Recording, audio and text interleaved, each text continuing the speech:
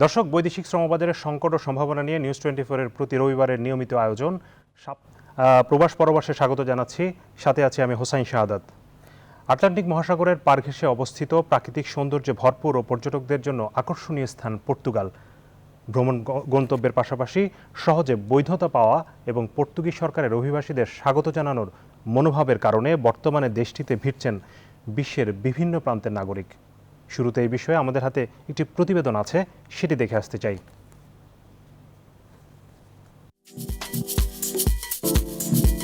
ইউরোপের সর্বপশ্চিমে পর্তুগালের অবস্থান। এর পশ্চিম ও দক্ষিণে আটলান্টিক মহাসাগর, উত্তর ও পূর্বে স্পেন।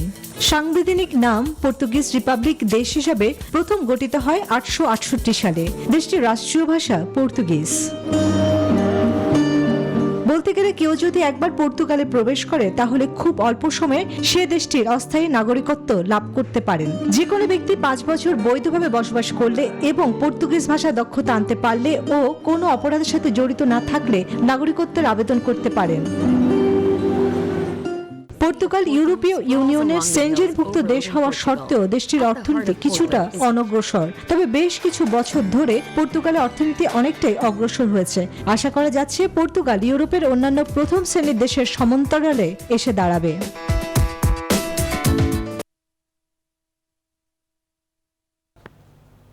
দর্শক, পর্তুগাল ইউরোপের নতুন প্রবেশদ্বার। এ নিয়ে আমাদের প্রবাস পরবাসের এবারের আয়োজনে অতিথি হিসেবে সরাসরি যুক্ত হচ্ছেন পর্তুগালের বনফিম ওয়ার্ডের কাউন্সিলর শাহ আলম কাজল ও আরেকজন আছেন আমাদের সাথে, তিনি হচ্ছেন পর্তুগাল বাংলা প্রেস ক্লাবের সাধারণ সম্পাদক রাসেল আহমেদ। এবং আমাদের সাথে আরও একজন যুক্ত হবেন, তিনি বেসরকারি উন্নয়ন সংস্থা ব্রেকের অভিবাসন বিশেষজ্ঞ শরীফুল হাসান। আমরা প্রথমেই তাদের কাছে আলোচনায় যাওয়ার আগে আমাদের হাতে আরও একটি প্রতিবেদন আছে, সেটি আসলে পর্তুগাল যে আসলে ইউরোপের নতুন প্রবেশদ্বার, এটি আসলে এই সুযোগটা নেওয়ার জন্য আসলে অভিবাসীরা আমাদের বিভিন্ন দেশের অভিবাসীদের সাথে আসলে বাংলাদেশিরা এটাতে যুক্ত হচ্ছেন। এই বিষয়ে আরও একটি প্রতিবেদন আমাদের হাতে আছে, সেটিও আমরা একটু দেখে আসি। ইউরোপে স্থায়ী হওয়ার স্বপ্নে অভিবাসীদের নতুন গন্তব্য পর্তুগাল। বৈধভাবে যে কেউ 5 বছর বসবাস করার পরই পাসপোর্ট এবং নাগরিকত্ব লাভ করে, যা ইউরোপের অন্যান্য দেশে এত কম সময়ে অকল্পনীয়। পাসপোর্ট এবং নাগরিকত্ব পাওয়ার পর উন্নত জীবনের আশায় স্থায়ীভাবে বসবাসের জন্য কেউ কেউ স্বপ্নের দেশ আমেরিকা, কানাডা অথবা ইউরোপের উন্নত দেশগুলোতে পাড়ি জমান। চমক লাগানো এমন কথায় অনেকেই আগ্রহী হচ্ছেন দেশটিতে যাবার।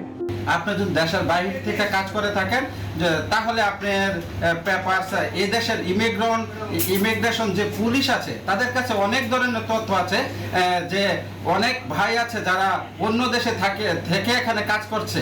তবে পর্তুগালের সহজ শর্তে বৈধতা পাওয়া গেলেও এখানে কাজ পাওয়াটা একটু দুরূহ ব্যাপার। তাছাড়া ভাষাগত সমস্যাও একটি বড় প্রতিবন্ধকতা। যারা আপনাকে এখানে ম্যানিফেস্টো সেফ এন্ট্রি করবেন, সব ডকুমেন্ট যাচাই বাছাই করে এবং সঠিক ডকুমেন্ট দিয়ে আপনারা সেফ এন্ট্রি করবেন। চাকরি ছাড়াও প্রবাসী বাংলাদেশিরা পর্তুগালে বিভিন্ন ব্যবসার সাথে জড়িত আছেন। এদের বেশিরভাগ অংশই পর্যটন সংশ্লিষ্ট, অর্থাৎ পাইকারি এবং খুচরা বিভিন্ন সুভেনিয়র শপ, গ্রোসারি, কাবাব শপ, রেস্টুরেন্ট, ছোট আকারের আবাসিক বোর্ডিং, ট্রাভেলস, মানি এক্সচেঞ্জ ইত্যাদি ব্যবসা করে থাকেন। এরা একজনকে দিয়ে দিছে, তারা তাদের মতন করে, কিন্তু পরবর্তীতে ওরা যখন পর্তুগালে আসে ফিঙ্গারপ্রিন্টের জন্য, তখন কিন্তু বিভিন্ন সমস্যার সম্মুখীন হতে হয় তাদেরকে। Migrant integration policy index 2020 MIPIX তাদের 2020 সালের রিপোর্টে পর্তুগালকে বিশ্বের তৃতীয় অভিবাসন বন্ধ দেশ হিসেবে ঘোষণা করেছে।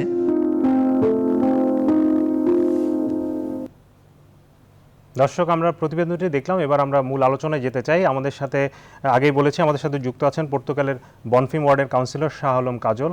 আমি প্রথমে জনাব কাজলের কাছে, আপনার কাছে আমার প্রশ্ন, জনাব কাজল, পর্তুগালে যে বাংলাদেশিদের এখন আসলে এত অভিবাসী যাচ্ছেন, তাদের আসলে বর্তমানে অবস্থা কি, আপনি যদি একটু আমাদেরকে বিস্তারিত বলেন। জি, ধন্যবাদ। আসলে পর্তুগালে গত 2007 থেকেই এই যে একটা আইন চলছে, সে আইনের ধারা, বিশেষ করে 88.2 বা 89.2, সেই ধারা কিন্তু আজ অবধি চলমান প্রক্রিয়া আছে এবং হাজার হাজার প্রবাসীদের সাথে, বিশেষ করে আমাদের বাংলাদেশিরাও এখানে এসে লিগ্যাল হচ্ছেন। এবং এখানে অনেকে ইতিমধ্যে পাসপোর্টও পেয়ে গেছেন বা আর অনেকেই অপেক্ষা করতেছেন কাগজের জন্য। বিশেষ করে পর্তুগাল একটা অভিবাসন বান্ধব দেশ আপনারা জানেন, এবং আইনটাকে এতভাবে সহজ করে রেখেছে। বিশেষ করে পর্তুগালে প্রচুর শ্রমশক্তি দরকার, বিদেশি বৈদেশিক শ্রমশক্তি দরকার, যার কারণে পর্তুগাল গভর্নমেন্ট এটাকে এখন পর্যন্ত চলমান রেখেছেন। তো আমরা আশা করি আমাদের, বিশেষ করে আমাদের বাংলাদেশি যারা আছেন বিশ্বের বিভিন্ন দেশে, বিশেষ করে ইউরোপে, ওনারা ওখানে লিগেল হতে না পেরে শেষ স্থল হিসেবে পর্তুগালকে বেছে নিচ্ছেন এবং এখানে এসে সেটেল হচ্ছেন। তো আমরা কিছু জিনিসটা লক্ষ্য করতেছি যে সেটা হচ্ছে আসলে সরকার যে মানবতা দেখিয়ে আমাদেরকে লিগেল করতেছেন বা আমাদের বিভিন্ন সুযোগ সুবিধা দিচ্ছেন, এই সুযোগ সুবিধাগুলোকে কাজে লাগিয়ে কিছু আপনার কুচক্রী মহল যারা বিভিন্ন দেশ থেকে বিভিন্ন লোকজনকে বিভিন্ন প্রলোভনের মাধ্যমে পর্তুগালে কাগজ জমা করবেন বা জমা হচ্ছে আমি করে দেব, এভাবে করে আপনার আমাদের সুনামটা নষ্ট করতেছেন। বিশেষ করে আমরা গত বেশ কিছুদিন থেকে আমার কাছেই অনেকগুলো রিপোর্ট এসেছে বা অনেক ভাই আমার কাছে এসেছেন সহযোগিতার জন্য, যে আসলে ওনারা যখন ফিঙ্গার দিতে যান তখন দেখেন যে ওনাদেরকে নোটিশ দিয়ে দেয়, ওনাদের প্রসেস সাসপেন্ড করা হয়েছে।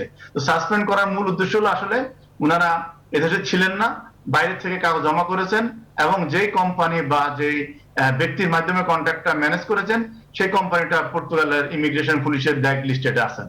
তো সেখানে যখন উনি যাচ্ছেন তখন তাকে ওনাকে প্রসেসটা পুরোটা সাসপেন্ড করে দিচ্ছেন। তো আসলে এটা অত্যন্ত দুঃখজনক ব্যাপার যে পর্তুগাল যেহেতু একটা দেশটা খুলে রেখেছে ইউরোপের সব, বিশেষ করে ইউরোপের মধ্যে একটা দেশেই আমরা জানি যে পর্তুগাল ইমিগ্রেন্টদের জন্য খুবই ভালো।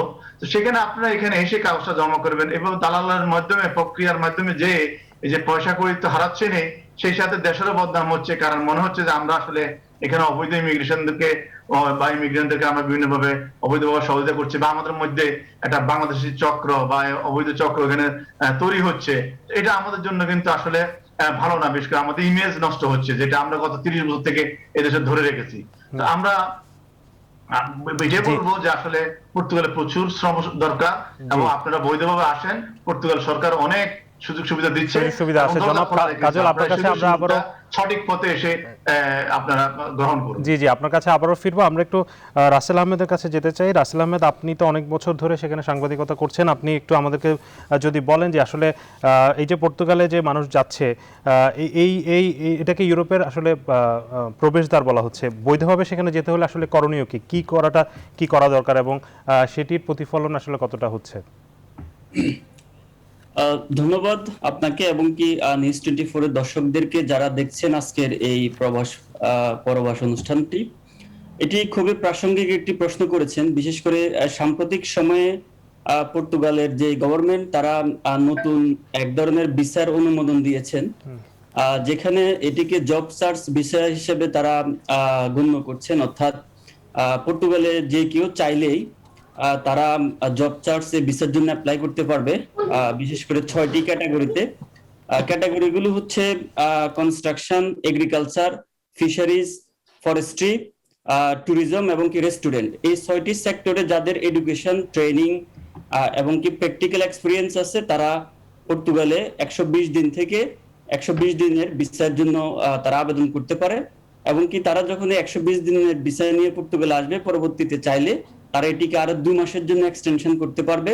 টোটাল 180 দিন অর্থাৎ 6 মাসের ভিসা তারা পাবে। এই 6 মাসের মধ্যে যদি তারা পর্তুগালে এই 6টি সেক্টরের যে কোনো একটি সেক্টরে কাজ ম্যানেজ করতে পারে, তাহলে তারা পর্তুগালে স্থায়ীভাবে থাকার জন্য তারা আবেদন করতে পারবেন। এটি হচ্ছে কাজের ভিসায়। আর পর্তুগালে সবসময় স্টুডেন্ট ভিসায় যারা আসতে চান তাদের জন্য উন্মুক্ত রয়েছে। প্যান্ডামিকের মধ্যে কাজের ভিসায় যদিও অনেকেই অ্যাপয়েন্টমেন্ট অথবা ফাইল সাবমিশন করতে পারে নাই ইন্ডিয়াতে, কিন্তু প্রতিনিয়তই কিন্তু স্টুডেন্ট ভিসায় কাজ হচ্ছে। অর্থাৎ আমাদের যারা শিক্ষার্থী রয়েছেন তারা পড়াশোনা করার জন্য সবসময়, অর্থাৎ প্যান্ডামিকের মধ্যেও তারা পর্তুগালে আসার সুযোগ ছিল তাদের জন্য।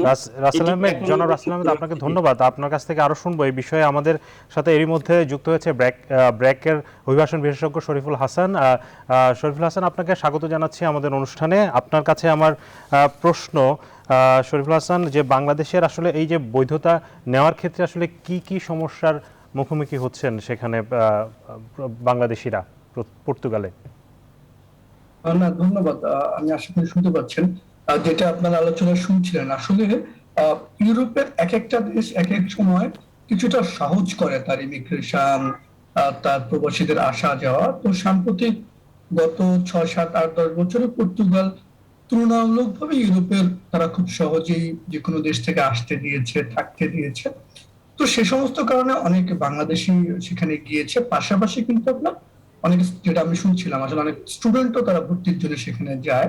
কিন্তু সংকট যেটা হয় আমাদের পর্তুগালের কিন্তু বাংলাদেশের মানে আমাদের ঢাকায় পর্তুগালে কোনো কনসুলার সার্ভিস বা কোনো কিছু নেই, এই জন্য দিল্লিতে যাওয়া আসা করতে হয়, অনেক প্রতারক চক্র গড়ে ওঠে। একদম সদ্য এই জুলাই মাসে আমাদের মাননীয় পররাষ্ট্রমন্ত্রী আব্দুল মোমেনের সাথে পর্তুগালের যিনি পররাষ্ট্রমন্ত্রী ডক্টর জোয়াও গোমেজ, তার সাথে একটা দ্বিপাক্ষিক বৈঠক হয়েছে। আপনি জানেন যে পর্তুগাল এবং কেনিয়া যৌথভাবে চলমান দ্বিতীয় জাতিসংঘের মহাসম্মেলন হচ্ছে, সেইটার একটা ফাঁকে আমাদের পর্তুগালের সাথে আমাদের পররাষ্ট্রমন্ত্রী বৈঠক করে, এবং তিনি কিন্তু সেখানে খুব আহ্বান জানিয়েছেন পর্তুগালের পররাষ্ট্রমন্ত্রীকে তারা যেন একটা ঢাকায় অন্তত একটা কনসুলার সার্ভিস খুলে, এবং সেখানে শিক্ষার্থীদের ভর্তি প্রক্রিয়া এবং প্রবাসী বাংলাদেশের পরিবারের সদস্য বা সদস্য যাওয়া। এবং আমাদের মাননীয় পররাষ্ট্রমন্ত্রী যেটা বলেছেন, আসলে আপনি জেনে থাকবেন অনেকেই, আমরা 2024 সালে পর্তুগালের সাথে বাংলাদেশের কূটনৈতিক সম্পর্কে আমরা 50 বছর উদযাপন করতে যাচ্ছি। আর বাংলাদেশের স্বাধীনতা সুবর্ণ জয়ন্তী হয়েছে, অনেক দেশের সাথে আমরা 50 বছর করছি। পর্তুগাল আমাদেরকে 2024 সালে আমাদের সাথে পর্তুগালের মানে সম্পর্কে 50 বছর হবে। সে কারণটাতে আমাদের দ্বিপাক্ষিক এবং বহুপাক্ষিক অনেকগুলো বিষয় নিয়ে এসেছে। মূলত হচ্ছে আপনি আমাদের দেশের লোকজনের একটা মাইগ্রেশন সিন্ড্রোম আছে। আমরা আসলে মনে করি যে কোনো মূল্যে বিদেশ চলে গেলে আমার সমস্ত সংকট কেটে যাবে, আমি আসলে বিদেশে পড়তে গেলে আমার জীবনটা রঙিন হয়ে যাবে। কিন্তু পৃথিবীর কোনো দেশ, সেটা আপনি কানাডা বলেন, অস্ট্রেলিয়া বলেন, আমেরিকা বলেন, ইউরোপ বলেন, কোনো দেশটাই কিন্তু খুব সহজ না। এবং যেভাবে আমরা স্বপ্নের মতো ভাবি তা তো নয়ই, বরং এই যে প্রথম জেনারেশন যাচ্ছে তাদের পুরো জীবনটা কিন্তু সংকটে কাটে, না সে ঘরের হয় না ঘাট হয়, পরবর্তী জেনারেশন তো কিছুটা সংকট সুবিধা ভোগ করে।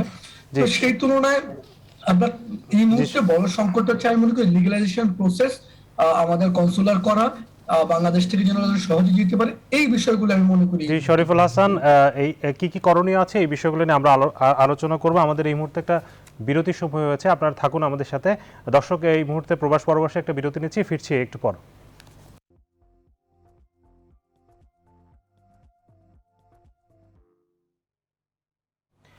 দর্শক, আবারও আমন্ত্রণ জানাচ্ছি প্রবাস পরবাস অনুষ্ঠানে। আমাদের আজকের বিষয় পর্তুগাল কি ইউরোপের নতুন প্রবেশদ্বার, এই বিষয়ে আলোচনার জন্য আমাদের সাথে তিনজন অতিথি যুক্ত আছেন, এবং এই মুহূর্তে আমি যেতে চাই জনাব রাসেল আহমেদের কাছে। তিনি পর্তুগাল বাংলা প্রেস ক্লাবের সাধারণ সম্পাদক। জনাব রাসেল, আপনার কাছে আমার প্রশ্ন, বাংলাদেশিরা আসলে যেসব সমস্যায় পড়ছেন সেই বৈধতার ক্ষেত্রে, সেই বিষয়ে আপনি বলছিলেন, আরেকটু যদি বলেন যে আসলে কি কি সমস্যায় আসলে তারা পড়ছেন। জি ধন্যবাদ। আসলে প্রথম যে সমস্যাটা সেটা হচ্ছে আমরা যারা এখানে লিগ্যালাইজেশনের জন্য আসি, বিশাল একটা অংশ আছেন যারা এখানকার যে প্রপার প্রসিডিউরটা আমরা ফলো করি না। এটা হচ্ছে এক নাম্বার একটা ইস্যু। আর 2 নাম্বার ইস্যু হচ্ছে আমাদের একটা টেন্ডেন্সি রয়েছে, যেহেতু এখানকার ইমিগ্রেশন এবং কি দেশটি খুবই ফ্লেক্সিবল একটি কান্ট্রি, সেই হিসেবে তাদের যেই সহজ বা শিথিল যেই সত্যগুলো রয়েছে সেটার আসলে অপব্যবহারে আমাদের কমিউনিটির কিছু মানুষ জড়িত রয়েছে। বিশেষ করে আমি পর্তুগালে বৈধতা পেতে চাই, কিন্তু আমি পর্তুগালে আসলাম না, আমি অবস্থান করছি ফ্রান্সে বা জার্মানিতে বা ইটালিতে, অন্য একটা দেশ থেকে আমি এখানে ইমিগ্রেশন অ্যাপ্লাই করছি, যেটা সম্পূর্ণ বেআইনি। কারণ এখানে আপনাকে বৈধতা দিচ্ছে, আপনি এখানকার কন্ট্রিবিউট করতেছেন, কন্ট্রিবিউটটা আপনি শ্রম দিচ্ছেন, আপনি এখানে কাজ করছেন পর্তুগিজ যে কোনো একটা কোম্পানিতে, সেই কাজের বিনিময়ে আপনাকে বৈধতা দিচ্ছে।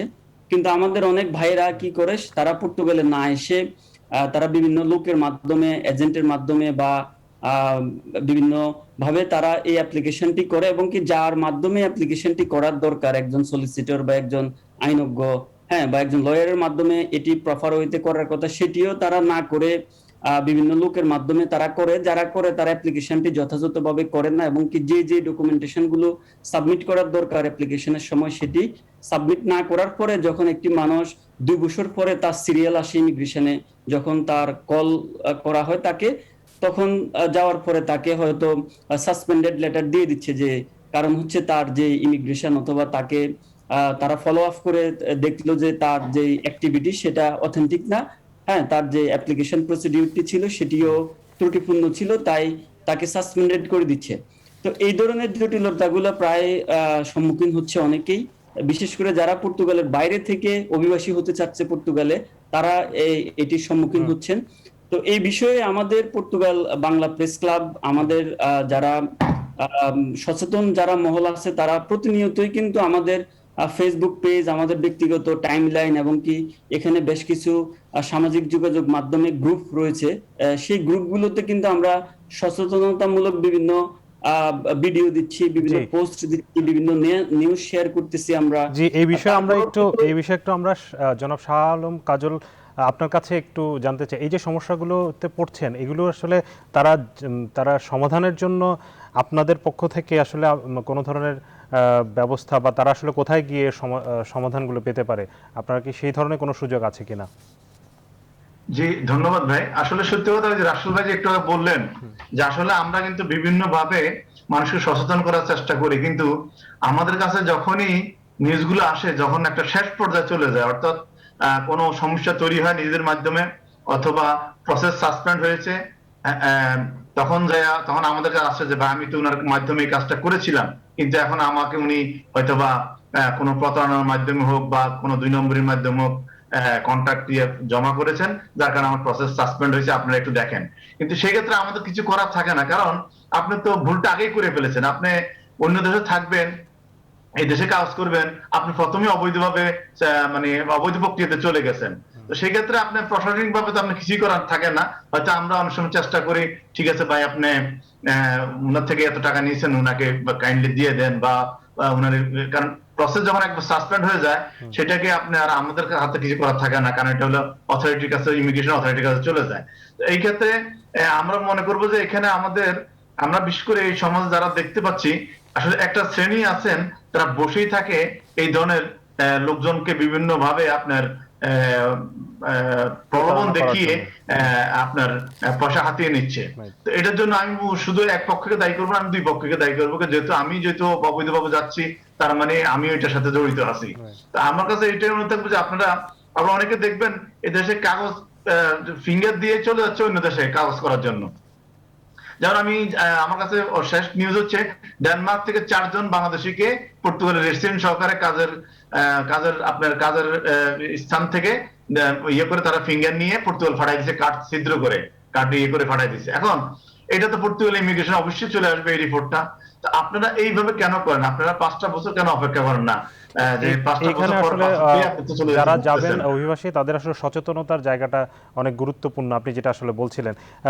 এই মুহূর্তে আমরা জনাব শরীফুল হাসান আপনার কাছে একটু জানতে চাই যে এই যে সমস্যাগুলো সমাধানের জন্য আসলে বাংলাদেশ সরকার এবং পর্তুগাল সরকারের মধ্যে আসলে কোনো ধরনের সমঝোতা বা ঢাকায় আসলে যে দূতাবাস স্থাপনের কথা বলা হচ্ছে, তার অগ্রগতি কতটুকু? কারণ সেটি করা না হলে তো আসলে এই সমস্যার সমাধান আসলে সহজে সম্ভব না।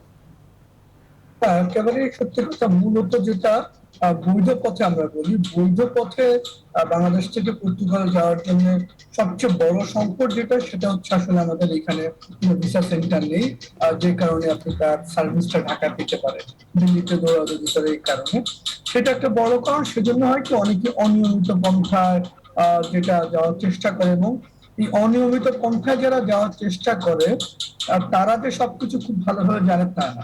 বেশিরভাগ সময় তারা একটা বড় অঙ্কের টাকা কোনো একজন মধ্যস্বত্বভোগী দালাল বা অন্য কাউকে দিয়ে দেন, তারা তাকে বলে যে তোমাকে তুই ইউরোপে নিয়ে যাবো, তুমি গেলে খুব ভালো, যে তুমি বেশি সহজে ঢুকতে পারবা। তো যার কারণে তার কাছে এত সঠিক তথ্য থাকে না, এই যে তারা নানান রকমের কাগজপত্র ভুল করে দাঁড় করে ফেলে। সে হয়তো ফ্রান্সে বসে আবেদন করছে পর্তুগালের, মূল তথ্যগুলো যে সে জানে না।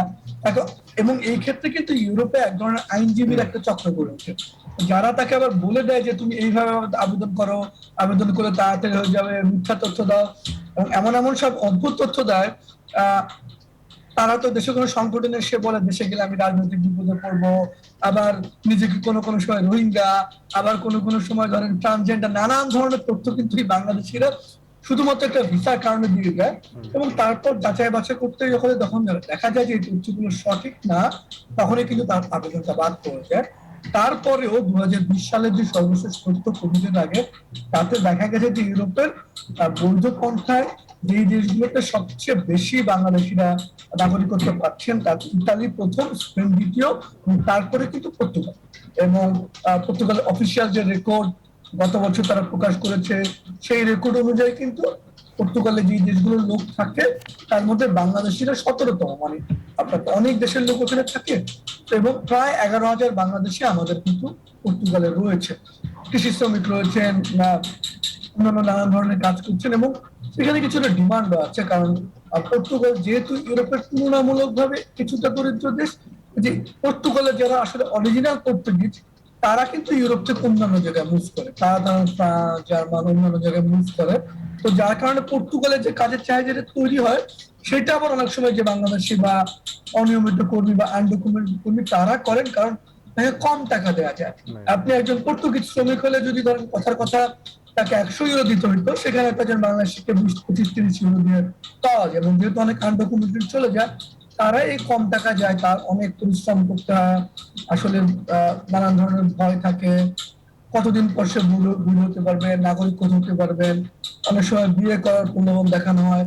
সমস্ত কিছু মিলে আমাদের যারা ইউরোপে যেতে চায়, একটা হচ্ছে এডুকেটেড শিক্ষিত শ্রেণী যারা কোনো না কোনো ভাবে কাজ নিয়ে যেতে চায়, তার বাইরে অন্য যারা যেতে চায় তাদের কিন্তু জীবনের গল্পগুলো, প্রত্যেকটা মানুষের গল্পগুলো কিন্তু খুব বেদনার, এগুলো খুব স্বাভাবিক সুখের গল্প নয়।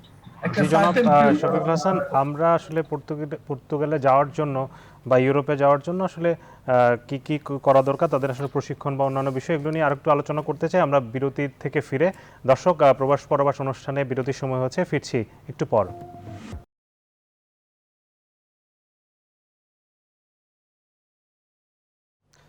দর্শক, শ্রমবাজারের সংকট এবং সমস্যা নিয়ে আমাদের নিউজ 24 নিয়মিত আয়োজন প্রবাস পরবাস অনুষ্ঠানে আপনাদেরকে আবারও স্বাগত জানাচ্ছি। আমাদের সাথে 3 জন অতিথি আছেন। আমরা আলোচনা করছিলাম আসলে পর্তুগালের আসলে কেমন সুযোগ সুবিধা রয়েছে। আমি এই মুহূর্তে জনাব রাসেল আহমেদ আপনার কাছে একটু জানতে চাই যে আসলে যদি পর্তুগালে আসলে কেউ, আমরা জানি যে কাজের সুযোগ নিয়ে কথা হচ্ছিল, সেখানে যদি কেউ ব্যবসা করতে চান তাদের আসলে কেমন সুযোগ আছে, সেখানে আসলে বর্তমানে বাংলাদেশিরা কেমন ব্যবসা করছেন? জি, ধন্যবাদ আপনাকে আবারও। এখানে আসলে দুটি বিষয় আছে, যারা বর্তমানে এক্সিস্টিং রয়েছে পর্তুগালে তাদের জন্য এক ধরনের ব্যবসায়িক সুযোগ, এবং কি যারা বাংলাদেশ থেকে এখানে বিজনেস করতে চায় তাদের জন্য এখানে সুযোগ রয়েছে। তো যারা এখানে অলরেডি আছেন পর্তুগালে, তারা বৈধভাবে আসুক অথবা অবৈধভাবে আসুক, পর্তুগালে যখন সে চলে আসবে, আসার পরে কিন্তু সে চাইলে এখানে বিজনেস শুরু করতে পারে। প্রথমে সে বিজনেস হচ্ছে এখানে পর্তুগাল এমন একটি দেশ যেখানে আপনি যদি বৈধ নাও থাকেন, অর্থাৎ আপনি রেসিডেন্স কার্ড না থাকলেও কিন্তু আপনি এখানে একটি কোম্পানি ওপেন করতে পারেন, এবং কি আপনি এখানে আপনার ব্যবসা শুরু করতে পারেন।